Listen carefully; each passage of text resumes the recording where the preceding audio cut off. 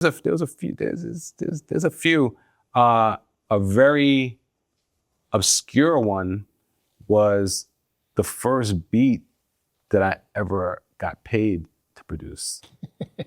These stories. Yeah. And that song was a song called Light.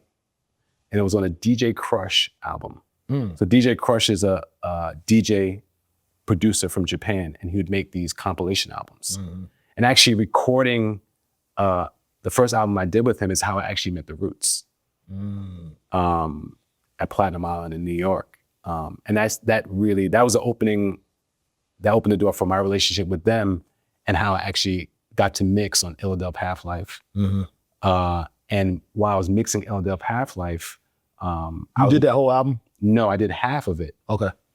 Well, by the way, it's one of my favorite albums ever, and I didn't know you was a part of it. Right, and the couple of wild things about that is the other mix on the album was Bob Power.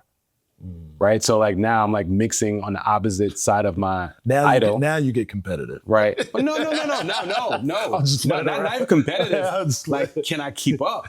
Can I actually, because this is early in my career. I mean, I'm literally 2.5 years into my career at that time. I'm talking about from intern to mixing. Right. And that was 98, right? No. No, that was 96. Was 96 too? Yeah. 95, 96. Right. And in those sessions, so we were mixing at Battery Studios in New York. I was in the A room. I'm thinking about Things Fall Apart. You're right. Bob mixes in K2, the K2 room. Right. And so we'd be mixing. And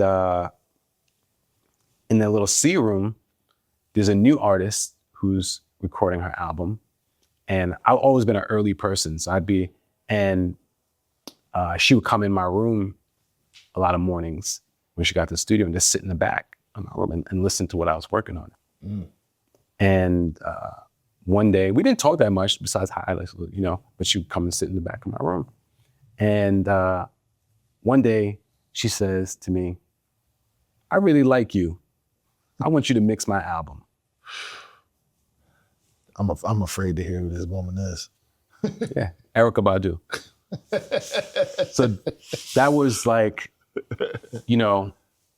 that's how I got on Erykah's album. And on that album, I mixed five or six songs. Again, other mixers were Bob Power and Tim Latham. I know I went left. I forgot how we even got. We're still on. I forgot how we even got. We're still on topic. But yeah, talk about DJ Crush and how you produced. Right. So yeah, exactly. So going back to Crush, that track. It's funny just how things are just so going a circle.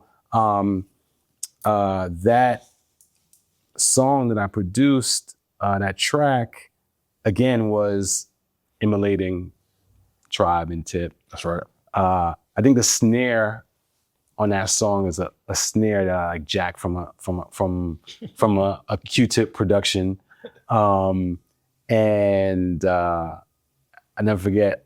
I programmed that with SB1200 and I had a Roland S760 sampler, and I would just use that to sample. And I remember I had these Rhodes, and I just multi-pitched them and I put it together, and then the rapper on that record was Mos Def.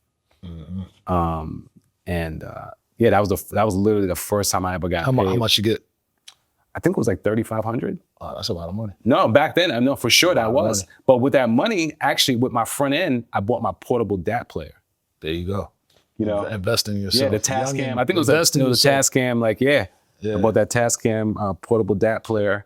But yeah, I think that going to production, that was like a special moment for sure. Yeah, we